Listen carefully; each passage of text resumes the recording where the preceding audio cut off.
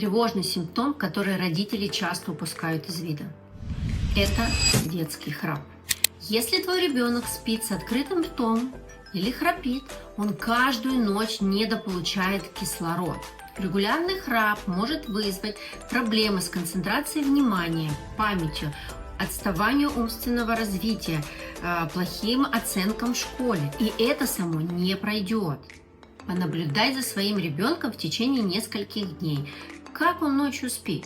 С открытым ли ртом? Храпит ли? Есть ли паузы в дыхании? Любой из этих симптомов – сигнал действовать. Научить ребенка дышать носом можно в течение нескольких месяцев путем простых упражнений. Хочешь узнать как? Напиши слово «прикус», и я пришлю тебе, как этого достичь легко и непринужденно. И это изменит всю его жизнь.